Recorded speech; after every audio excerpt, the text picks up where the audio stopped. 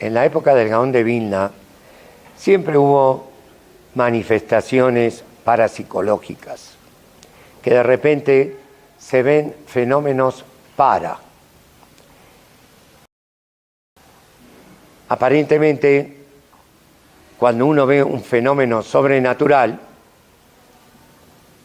aquí está la verdad, supone. El judaísmo nunca se dejó llevar por las apariencias, buceó y muy profundo en las esencias. De milagros, con todo lo que es un milagro, nadie hace teshuvá. De la vida cotidiana, de los milagros constantes de Hashem, ahí es que nosotros nos acercamos. Fenómenos como este rayo, que de repente, se hizo protestante, protestó contra un orden establecido de cosas. ¿Y por qué no se hizo yehudí? Y al final, las cosas buenas que él pudo intuir terminaron siendo mucho peor que el régimen que él criticó. Esto es lo que hay que entender. En todo el mundo, a veces en nuestro temimut y en nuestra buena fe, nos dejamos llevar por manifestaciones que parecen milagrosas. El hecho que se haga un milagro no demuestra nada. Inclusive las fuerzas oscuras también pueden realizar milagros, como lo dice Beferush en la Torá.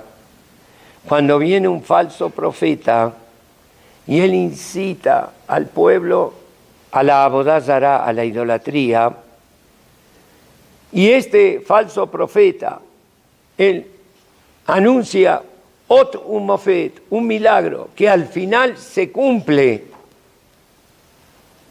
Un judío tiene firme y sólida su emuná en Akadosh Baruj Hu, y aunque le paren el sol al mediodía, o que salga la luna junto con el sol a las 11 menos 25, nadie nos mueve de la Torá. De ahí que el Gaón de Vilna, cuando le contaban, mira, hay una vidente o hay una niña que jamás estudió, es semi-analfabeta, pero de repente habla varios idiomas y da cátedras y profetiza cosas que después se cumplen. El Gaón de Vilna no se impresionaba.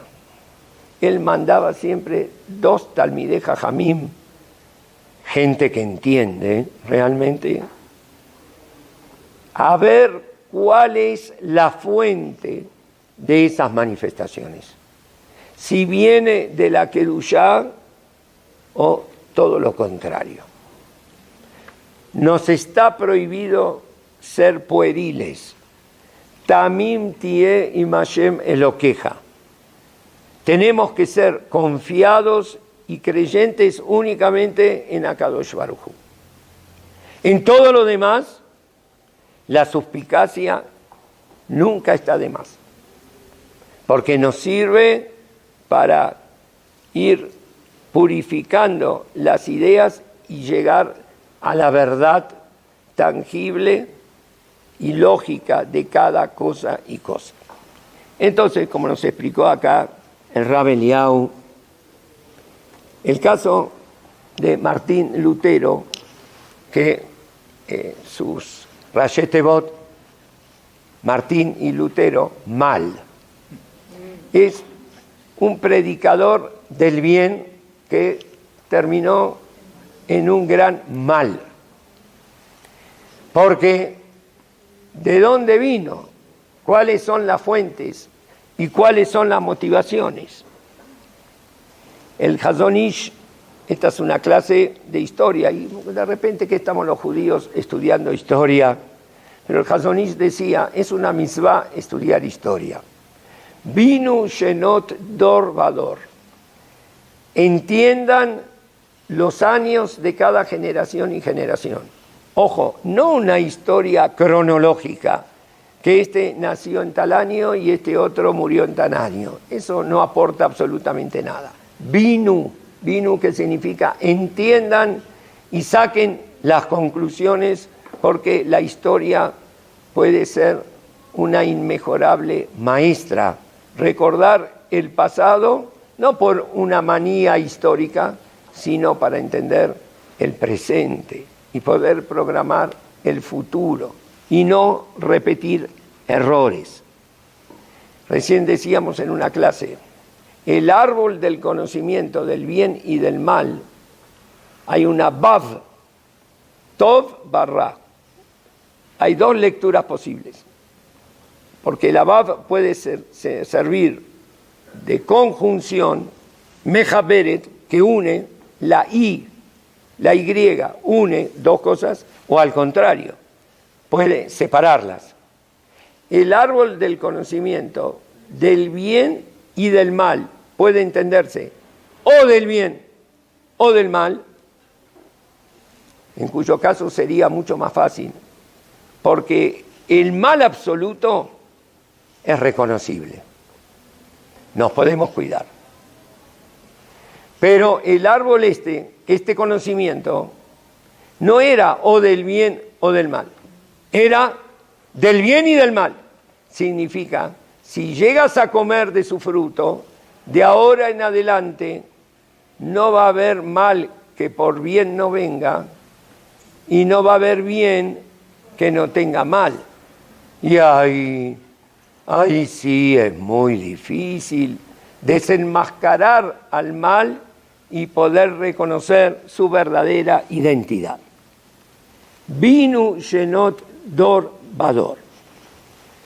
Esta corta vida, como dijo recién el Rab Eliyahu, de 1483 a 1543, produjo una revolución histórica que trascendió mucho más allá de lo religioso.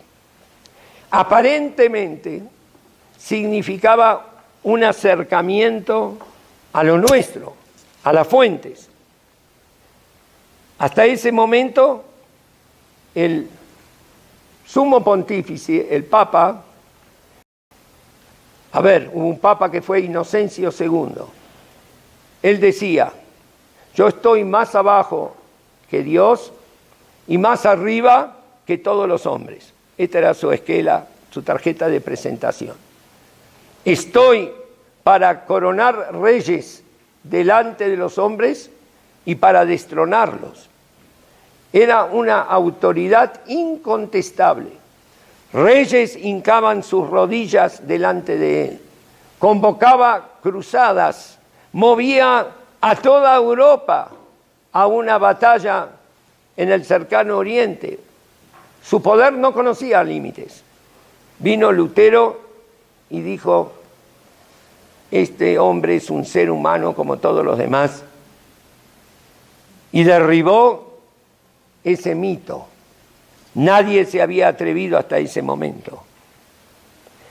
El pontífice se consideraba infalible. Hay un dogma en el catolicismo de la infabilidad pontificia. Significa, hablando bien y pronto, yo no me equivoco nunca. Lo que yo digo ex cátedra, ¿no? Cátedra es el ständer. Lo que yo digo cuando estoy en el ständer, entonces es como si lo diría Dios. Vino Lutero y dijo, todos los hombres son falibles. Todos conocen el escudo vaticano hasta el día de hoy, son 2 llaves entrecruzadas. 2 llaves. Esas llaves, ¿de qué apartamento son? ¿O de qué departamento? ¿O de qué casa? Son las llaves del cielo. Aquí en el Vaticano podemos abrir o cerrar las puertas del cielo. Y de ahí vino la venta de indulgencias, que él denunció con mucho valor. Había que ser muy valiente y arriesgarse a la hoguera. Nadie estudiaba la Biblia hasta ese momento. para poder estudiarla, parece que intuían que les podía ser peligroso si la gente tenía un contacto directo con las Escrituras, había que recibir una dispensa pontificia o una dispensa obispal especial, si no nadie podía estudiar.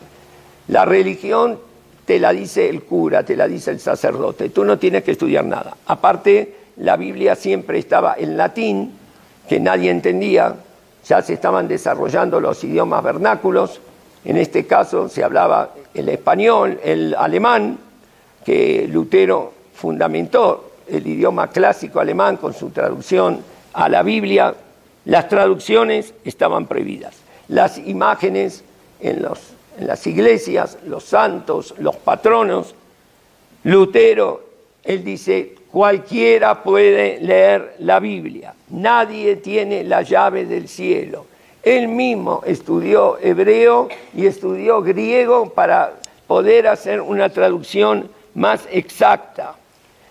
Fue iconoclasta, destruyó todas las imágenes, las vírgenes, los santos. Había que atreverse.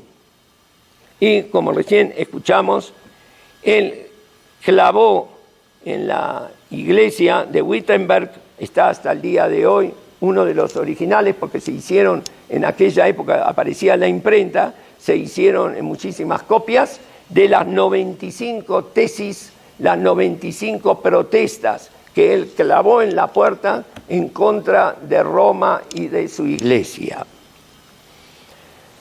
Había que tener mucha audacia. No podemos negar su valentía. Pero, como decía el Gaón, ¿de dónde viene esa valentía? Y nosotros que ahora estamos en Jodeh Elul, no tenemos miedo de hacernos una autocrítica. Porque es muy fácil sentarse y ponerse a hablar mal de los demás, y más a siglos de distancia, de la venta de indulgencias. El Papa, no sé hasta dónde, el Papa León X en aquel momento, hasta dónde era un hombre religioso, pero le encantaba el lujo y la buena arquitectura. Y ya estaba el proyecto de construir el Palacio Vaticano y la idea de llenarlo de obras de arte, como haría después otro Papa guerrero, Julio II, que convocó a Miguel Ángel y a otros pintores y a escultores. Y para eso necesitaba dinero, mucho dinero. ¿Y cómo lo iba a conseguir? ¿Qué podía vender la iglesia?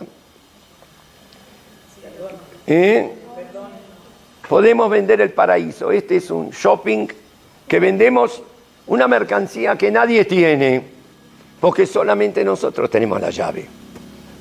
Nosotros vendemos Olam Haba en cómodas cuotas, también para tus hijos, para tus descendientes. Todo el mundo puede salvarse mientras tenga dinero para comprar la salvación. Y los pobres, bueno, los pobres siempre fueron pobres. Pero vamos a hacer una autocrítica. No tenemos que tener miedo. Estamos en Jodeh Elul. Y me voy a retrotraer con la máquina del tiempo a casi 60 años atrás, en Buenos Aires. Hubo un movimiento de Teshuvá. Mucha gente regresó a sus fuentes. Se llamó Shuvah Israel, que existe hasta hoy en día.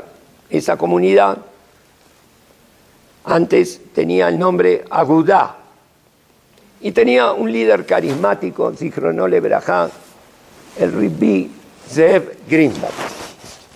Me contaba uno de los tzadikim de Buenos Aires, el señor Shimon Levi, que cuando dejaban todo por la Torá, cientos de personas venían a escuchar las derashot, el musar, y como hubo problemas familiares, los tomaban como dementes, como locos. Ellos se sentían dentro de la comunidad bastante marginados. Y no existía como hoy fiestas separadas, los lugares de esparcimiento eran con piletas mixtas. Decidieron, vamos a comprar como un country, como un conjunto, pero exclusivamente para nosotros. Y ahí va a ser todo con señut, no va a estar revuelto hombres y mujeres en las albercas. Eran gente humilde, no tenían los medios. Y encontraron un filántropo que le gustaba ayudar. Fueron a verlo.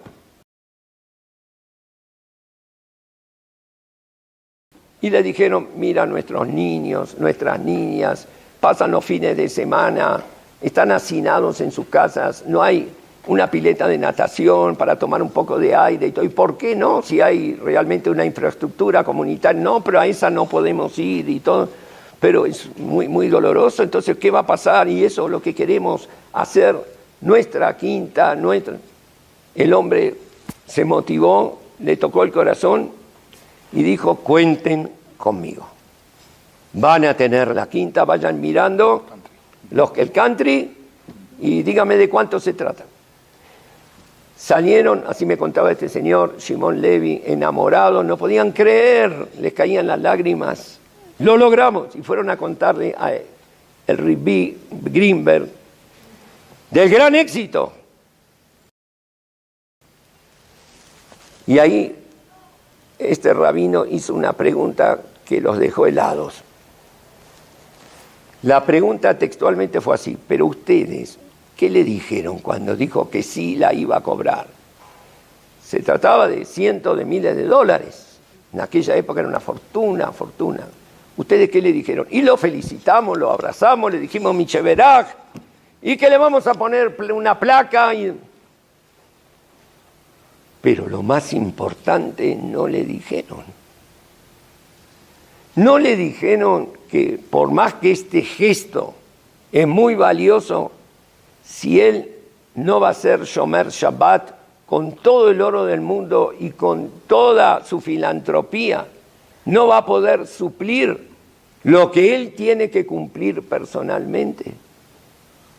Se quedaron helados. No, ¿cómo le vamos a decir esto? Si le fuimos a pedir y encima le vamos a dar musar y todo. Y no les da vergüenza que no se lo dijeron. Porque tenemos que ser objetivos. A veces nosotros no vendemos indulgencias también. Y a veces nosotros obviamos defectos que si este hombre no sería filántropo se lo diríamos en la cara. Pero bueno, como es donante, entonces nos callamos y encima le hacemos un homenaje. ¿Y qué estamos criticando tantos a Lutero? ¿Y qué pasa por casa? El Rabbi Greenberg le dijo, cometieron un gravísimo pecado. Esperábamos que nos felicite. Pero tiene tikkun. ¿Cuál es el tikkun? El arreglo. Muy fácil, de la misma manera que pecaron, corrijan. Vayan a decirle en mi nombre que muchas gracias por el ofrecimiento de la quinta, pero que yo no se la puedo aceptar sin decirle que esto no obvia en lo más mínimo sus deberes como judío de Kashrut, de Tahara y de Shabbat. Yo no vendo indulgencias, yo enseño Torah. ¿Cómo le vamos a decir esto? Por favor. Entonces a mí no me traen un centavo de esa donación. Tuvimos que ir y cerramos los ojos como uno que toma una medicina que no puede tragar. Y se lo dijimos. Esperábamos lo peor. Nos dijo, es la primera vez que me hacen un comentario así.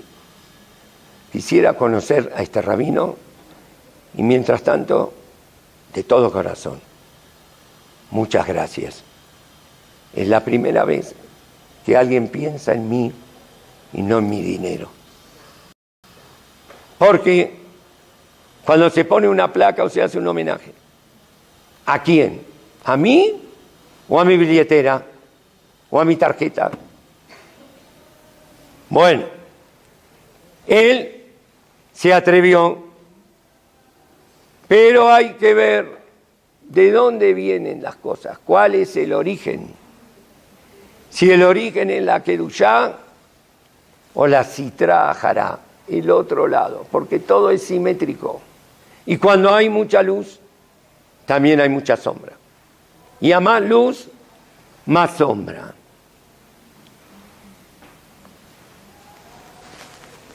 Cuando Julio II convocó a Miguel Ángel, hizo una famosa escultura, no se puede entrar a iglesias, pero el quien entró a la iglesia en el Vaticano, ahí está una de las obras de arte jamás igualadas. Moisés, esculpida por Miguel Ángel. Lo que es peculiar, que esta escultura, Moisés ahí tiene ojos, una impresionante barba, con la cabeza descubierta, musculatura más que de Hércules, más que del verdadero Moshe Rabbeinu, las venas de mármol, las proporciones, la equidistancia, los juegos, los movimientos. Cuando le trajeron el bloque de mármol, le preguntaron ¿qué es esto? Y dijo, adentro está Moisés. Y él lo esculpió y le pareció tan real después que terminó, que dicen que lo golpeó con un martillo en su rodilla. Levántate y anda.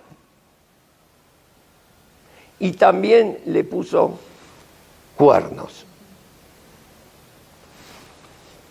¿Por qué esos cuernos? Miguel Ángel era un genial escultor, pero era un pésimo lector de la Biblia. Como en la Torá dice, Kikarán or panav, porque irradiaba su rostro, la faz de Moshe Rabbeinu irradiaba luz. Karán se podría también mal traducir como keren, como cuernos. Y yo siempre tuve la intuición de que debe ser que en la Biblia Vulgata figura así. Y me fui a fijar y exactamente se comprobó mi intuición y ahí dice la palabra cornuto, que Moshe Rabbeinu tenía cuernos y en esa Biblia traductore traidore se basó Miguel Ángel para ponerle cuernos al Moshe Rabbeinu.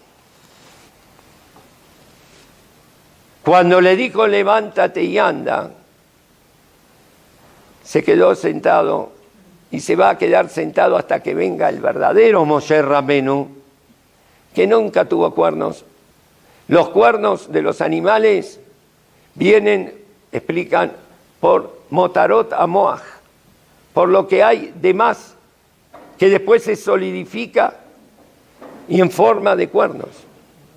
Pero en los hombres espirituales, lo que trasciende, cuando hay más contenido que continente, lo que trasciende en forma de luz, como Moshe Rabbeinu, que él no quiso presumir de esa luz, al contrario, se la tapó con un velo. ¿Con cuántas Baalei Teshuvot él podía contar? ¿A cuánta gente podía traer? Imaginemos, hay un rab que viene a hablar que le sale luz de la cara. Entonces no te la tapes, descúbrela. Cuando hablaba con Hashem se descubría. A la gente, Asnea Lejet y me lo queja, él ocultaba su grandeza. Y ese va a ser el Moshe Rabbeinu que se va a levantar. Pero evidentemente, este Lutero, que dividió el mundo, el cristianismo estaba unido, lo dividió entre los que siguieron la antigua tesitura, los católicos y los protestantes, no estaba animado por este espíritu. Y como recién leyó aquí el Rab,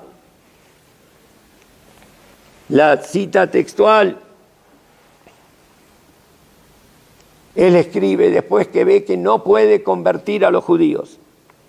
Es más difícil convertirlos a ellos que al mismo Lucifer. Lucifer es el Satán. Más fácil convertir a Satanás que convertir a un judío. Primero, sus sinagogas deben ser incendiadas, y lo que no sea consumido por el fuego, que sea cubierto de inmundicia. Así sea hecho en honor a su Dios y del cristianismo. Que Yeshu vea que los cristianos no toleramos ni aprobamos tal mentira pública, maldición y blasfemia contra su Hijo y sus cristianos. Segundo, sus hogares deben ser igualmente derribados y destruidos, porque perpetúan lo mismo que hacen en sus sinagogas. Colóquenselo en establos. En tercer lugar, prívenselo de sus libros de oraciones y de Talmud, en los que se enseña idolatría, mentira, maldiciones y blasfemias. En cuarto lugar, debería prohibirse a sus rabinos enseñar bajo amenaza de muerte. La furia de Dios contra ellos es tan grande que cada vez están peor. Para resumirlo, estimados príncipes y nobles, que tenéis judíos entre vuestras posesiones, si mi consejo no es suficiente, buscad otro mejor para vosotros. Y todos nosotros seamos libres de esta insoportable carga diabólica, los judíos. Que de aquí, como escuchamos, es el eslogan emblemático del nazismo: los judíos son nuestra desgracia, que son palabras textuales que él mismo pronunció. Martín Lutero sobre los judíos y sus mentiras, 1543. Un ejemplar de este libro está en el Congreso Nacional de la Nación en la República Argentina, uno de los ejemplares originales. Es decir, que cuando el bien se junta con el mal se potencia. El mal solo es como el número 0. 0 es nada. El mal solo no daña. Nadie va a querer hacer algo mal. Nunca nadie proclamó en su plataforma política o ideológica el mal. No. El mal se hace problemático cuando se une con el bien. Entonces, 0 y 1, 10. ¿Cuánto vale ese 0? 9. 9 más 1, tenemos 10. Pero si en vez de un 1 le ponemos un 2, 2 más 0, 2 es la realidad, el valor positivo. El 0 en la nada, es el mal, es la fantasía, el delirio. 2 más 0, 20. ¿Cuánto vale ahí el 0? 18. 3 más 0, 30. ¿Cuánto vale ahí el 0? 27. Y 9 más 0, 90. ¿Cuánto vale ahí el 0? 81. Y así podemos elevar la proyección hasta la enésima potencia. Cuando más mitzvot tengas, tenés que más cuidarte. Porque ahí el mal se alimenta del bien. El mal es como un vampiro, es chupasangre, se alimenta del bien. El mal sin bien no consigue ni un adepto. Lutero pudo hablar todo esto, no porque no dijo nada bueno, sino porque precisamente dijo muchas cosas buenas. ¿Cuánto tenemos que apegarnos al Masoret Taor, a nuestros Jajamim, que recibieron de su Jajamim, y así sucesivamente? Un elixir de vida claro, transparente, oxígeno, hasta llegar a Moshe Rabbeinu. Sino la más idealista de las propuestas, como el comunismo también fue una propuesta muy idealista, que buscó la unidad, la igualdad, que buscó acabar con la miseria, que acabar con la pobreza. Y sin embargo, ¿cuántos millones, cuánta sangre derramó en contra de sus propios postulados? Si no está inspirado por la Kedushá, el Gaón de Vilna pregunta: no me interesan las predicciones, las profecías de esa niña, si son reales o no me interesa, quiero saber de dónde viene. cuál es realmente el origen. Por eso dice el pasuk, Beshabtem uritem ma ben sadik la rasha. Van a hacer teshuvá. ¿Qué es teshuvá? Ver lo que hay entre el sadik y el rasha. No al sadik y no al rasha, sino entre. Ahora, Jode Shelul, lo que podemos mejorar en algo. Pasitos cortitos y chiquitos, pero reales. El que quiere cambiar en todo, probablemente no va a cambiar en nada. Pero uno se toma la temperatura, decía el Saba de Novardo. Cuando se toma la fiebre. A ver, me siento afiebrado. ¿Qué marca la columna de mercurio? A ver, me voy a fijar, 33, 34. No tengo ni 33 ni 34. Y ahora, 45, 46, tampoco tengo. Significa, todavía estoy vivo, no tengo ni 33 ni 34, no estoy frío, y todavía no me morí de fiebre.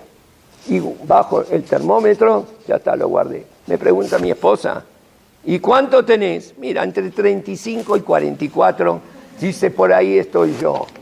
Es una forma poco recomendable de tomarse la fiebre. Me tenés que decir en forma exacta.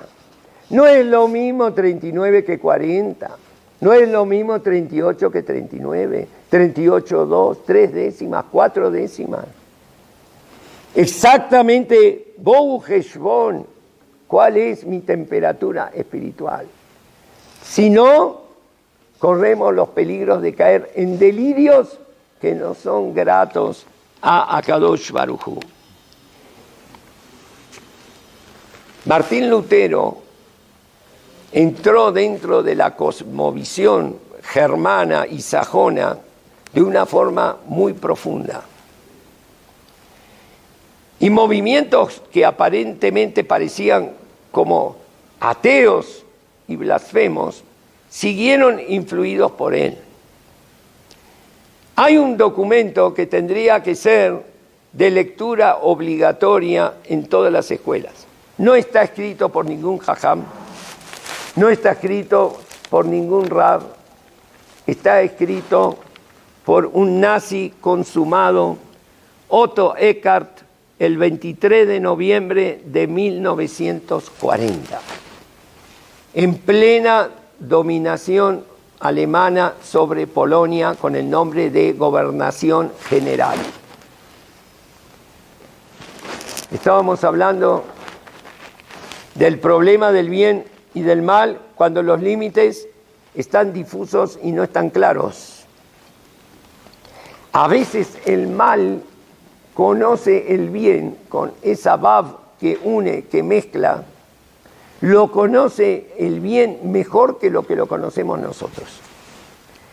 Escuchemos las palabras de este señor Eckhart de triste recuerdo. La continuación de la inmigración de los judíos, porque hasta ese momento la política alemana ¿cuál era? Votar afuera todo lo que se pueda. Darle 20 marcos a cada judío, esto es lo que ustedes trajeron y esto es lo que se llevan, y expulsarlo. Pero de repente cambiaron. De acá no sale más nadie. Ni aunque quieran irse con 20 marcos. La continuación de la inmigración de los judíos del este de Europa significa una renovación constante del judaísmo mundial, pues la concepción religiosa ortodoxa de estos judíos los convierte en parte importante de los rabinos y de los maestros de Talmud, requeridos principalmente por las instituciones judías de Estados Unidos, según la afirmación de estos mismos organismos. Por esa razón, cada judío ortodoxo del este de Europa significa para esas instituciones un eslabón valioso en sus esfuerzos continuos por educar espiritualmente a los judíos de Estados Unidos y facilitar su unificación. Justamente el judaísmo en los Estados Unidos intenta crear, con ayuda de estos judíos inmigrantes, una nueva base para dirigir la guerra contra Alemania en especial. Asumo personalmente la posición de la Oficina Central para la Seguridad del Reich y solicito que se evite la transferencia de solicitudes de inmigración de los judíos a las autoridades locales para que éstas decidan o que se tome una decisión al respecto. Todas las solicitudes deben ser rechazadas, por supuesto. 23 de noviembre de 1940, Cracovia, en nombre de Eckart. Ay, ay, ay, ay, ay, ay, ay, ay, ay, ay. Si nosotros entenderíamos tanto como este señor, él sabía a quién odiaba más y por qué. Los judíos reformistas, asimilados, los franceses, los dinamarqueses, no les caían simpáticos, pero no le preocupaban tanto. Pero los judíos polacos, estos del Talmud, de la Guemará, estos de las cabezas cubiertas y de los tzitziot, estos que son Shomrei Shabbat y hablan con Dios, para ellos las puertas estaban herméticamente cerradas hasta que el horno de Treblinka estuviese a punto. Porque estos religiosos, entre comillas, eran los que educaban espiritualmente, entre comillas, los que facilitaban la unificación, el Ahdut del Am Israel. Eran los requeridos por las instituciones. En Norteamérica todos querían maestros, no había maestros. Los maestros de Talmud, los que renuevan continuamente el judaísmo mundial. Estos debían, más que los otros, morir. Eran los que creaban una nueva base para dirigir la guerra contra Alemania en especial. Curioso, ¿a qué guerra se refería? Esos Hasidim y Mitnagdim no estaban entrenados ni para matar una mosca. Y él debía saberlo muy bien. Quizás se trataba de otra guerra. Todos los judíos son judíos, pero estos judíos eran los judíos. Amalek entendía el judaísmo a veces mejor que los judíos. Y aquí llegamos al punto neurálgico para descifrar el enigma de la historia, la razón de la judeofobia. La Guemará lo dice claramente en la Masejet Sukkah, en el Daf Ei. Sinai, la palabra Sinai viene de Sin'a, que de aquí vino la Sin'a contra el clan Israel. Aquí hay mujeres sadikot, esposas, madres y abuelas de Israel. Es curioso, ahora en Jodesh Elul es sabido, pero ahora hay que volver a mencionarlo. A Javá, Borei Olam le puso un título. Javá, la primera mujer. Em Kol Chai, la madre de todo ser viviente, la madre de la humanidad. A su marido, Adán, que era tan grande Adán, que los malajim, los ángeles, se equivocaron y le dijeron, Kadosh, Kadosh, pensaban que era Borei Olam. Adán Arishon no era el hombre de Neandertal, el hombre de las cavernas. Adán Arishon era más grande que un ángel. Pero no le dijeron que él era Ab Kol Chai, el padre de todo ser viviente, el padre de la humanidad. Aunque de hecho lo era, pero no le dieron ese pergamino, ese título. Tuvieron que pasar 10 generaciones, desde Adán hasta Noaj, y 10 generaciones, desde Noaj hasta Abraham Avinu, para que ya entrada bien la historia de la humanidad, un señor, Abraham, que trabajó mucho sobre sí mismo, Kedushá pura, fue llamado Ab Amon Goim, el padre de la multitud de pueblos, el padre de la humanidad, pero porque trabajó sobre sí mismo. Pero la mujer, su feminidad, hace que ya de por sí, ya nació mamá. Y dice mami. esa palabra que el niño balbucea sonidos. Uy, me pareció que dijo mamá. No te pareció, es una imaginación. Solamente dice papá, no, mamá no dice. No, pero sí lo dijo. Y tímidamente, ma. Y va a ser la palabra que va a repetir continuamente en sus labios y en su espíritu. Para pedir lo que necesita mamá, para repetirlo un montón de veces, volviéndola loca, mamá. Para cuando se asuste, mamá. Para suplicando, mamá, queriendo convencerla. Y siempre la madre es tierna. Y un niño, cuando lo sacan de la mamá, llora, se encuentra en un mundo hostil. Y de repente lo ponen sobre la mamá. Y automáticamente se calma. Por eso cuando quisieron hablar de la Nejamá, dice el profeta Irmiyá que Ish asher imoy najamenu beyerushalayim tenujamu, como un hombre que su mamá lo consuela, así en Jerusalén seréis consolados. ¿Cómo lo consuela? Llora, lo tratan de convencer, le agarró un berrinche, le dan una golosina, tratan de atraerlo y todo. Nada de eso le interesa. Cuando ve a la mamá, va hacia ella, apoya la cabecita y se calmó. No le dio ni un regalo, no le dijo nada. No trató de convencerlo. No hacía falta. Es mi mamá. Y esa palabra mamá, se van a pronunciar esas sílabas en infinidad de tonos, con sutilezas de entonación. Y ya cuando peinemos canas, cada vez con más respeto y mirando desde abajo hacia arriba, aunque nuestra mamá vaya perdiendo altura y tengamos que bajar la cabeza para mirarla.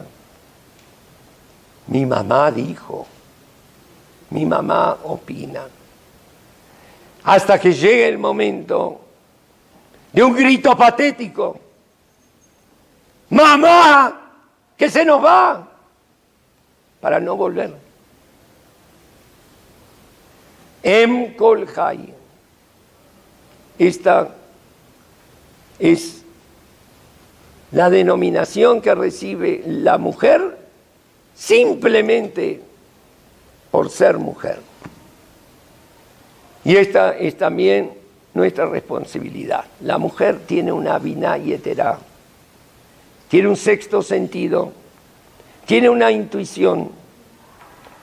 Cuando estuvo el hijo de Rablau, que hoy es Rabba Rashi, yo le dije, estuvo en la yeshiva, le dije, mire, usted y yo somos la primera vez que nos conocemos, pero tenemos algo en común. Yo soy hijo de Nisolet Shoah y usted es hijo de Nisol Shoah. Compartimos sensaciones y vivencias que solamente nosotros podemos conocer. Formamos una cofradía no de los que estuvieron en la Shoah, pero los que son hijos de los que estuvieron en la Shoah. No son extraños para nosotros de niños haber visto a nuestra madre, a nuestro padre, de repente bajar una lágrima sin motivo aparente. Quién sabe qué recuerdo elevó a su conciencia en ese momento. Y cuenta el Rab Lau, el papá, en su libro. Estaban en la fila, al papá ya se lo habían llevado, al Rab Chaim Lau, que era el Rab en Pietrekov. Él estaba con la mamá. Estaba él, el Rab Israel Meir Lau, de la mano de su mamá. Mujeres y niños de un lado, miedo, terror. Los hombres del otro. La madre parece que hizo una composición del lugar y entendió todo en un momento. Lo tomó al chico y de repente lo arrojó por el aire hacia el lado donde estaban los varones. El hermano Naftoli apenas pudo atajarlo. Empecé a gritar con todas mis fuerzas. Aunque tenía 6 años, me acuerdo perfectamente mi desesperación. Yo quería ir con mi mamá. Cuidalo a Tulek, dijo la madre. Tulek era el Rablau. Empezó a pegarme, decía Naftoli, soltame, soltame, quiero ir con mamá. Él mismo no sabía qué hacer. Ya empezaron a moverse, unos para un lado y otros para otro lado. Escribe el Rablau, fue la última vez que vi a mi mamá en mi vida. Después, cuando subí al vagón, no podían calmarme. Yo odiaba a mi hermano. Hasta que al final de tantos gritos, de tanta histeria, me quedé agotado y dormido. Comprendí con el tiempo que mi mamá, en su último acto, me salvó la vida. Entendió, acá hay mujeres que difícilmente puedan trabajar, hay niños, no son aptos para trabajo útil, y acá están los hombres jóvenes y todo esto con nosotros, ¿qué van a hacer con nosotros? Y me arrojó como una pelota hacia el lado de la vida, hacia el lado de mi hermano. Esto solamente una Idi Shemame. Como Idi Shemame, cada uno de nosotros tiene que saber que lo que intuimos, lo que conocemos, no lo sabe nadie, ni nuestros maridos, no lo sabe nadie. Son mensajes y remazim que nos mandan del Shamayim. Em Kol Chai. Y tenemos que aprovecharlo. Tenemos un tercer ojo para ver por atrás lo que no conviene ni siquiera mencionar, pero que nosotros sabemos lo que pasa. Sabemos lo que pasa en la casa. Sabemos cómo están nuestros niños. Sabemos cómo están nuestras niñas. Sabemos cómo es la continuidad, el futuro, el Clar Israel.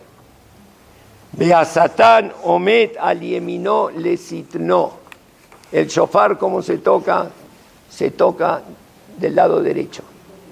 Porque el Satán está del lado derecho para acusarnos. ¿Cómo del lado derecho? De la diestra. Tiene que estar de la siniestra. No. La siniestra en sí no es peligrosa. Los inquisidores, que eran abyectos antisemitas y perversos consumados, no son tan peligrosos como un Lutero, que de repente destila palabras de amor. Y quiero a los judíos, pero quiero a los judíos ¿para qué? Para que dejen de ser judíos. Es como esas sociedades, judíos por Yeshu y demás. No, si nosotros somos orgullosos de ser judíos, sí. ¿Todo para qué? Para que seas un judío que deje de ser judío. Del lado derecho, de las palabras bonitas, de lo que aparentemente es atrayente. ¿Qué hay de malo en esto? ¿Qué hay de malo en lo otro? Ahí tenemos que preocuparnos y saber cuáles son las fuentes. Tenemos la capacidad de hacerlo. Hay una palabra en Yiddish que no tiene traducción, Yiddishenajes. Que tengamos todos Yiddishenajes, un buen Elul, y que nuestras tefilot, por nuestros hijos, por nuestros nietos, por nuestros maridos, por nosotras mismas, se escuchen. Que Akadosh Baruj Hu nos inspire siempre del lado de las unidades y de los ceros que están conjugándose y potenciándose únicamente para el bien. Que escuchemos el shofar de la verdadera Geulá. Y Veanidahim Beres Misraim, Aobdim Beres Ashur, Veanidahim Beres Misraim. Hay Yudim que están Nidahim, que están relegados y postergados. Y hay otros que están perdidos, que se perdieron de sí mismos, ellos mismos están perdidos. Y nosotros, que a veces nos consideramos, venimos a un CNIS, tenemos el zehut de tener la clase aquí con el Rabeli y demás, pero cada uno en su nivel hay partes que tiene que recuperar. Hay partes, riquezas, que realmente tenemos que recuperarlas, encontrarlas, que tivá, bejatimato va, amén, que ni razón.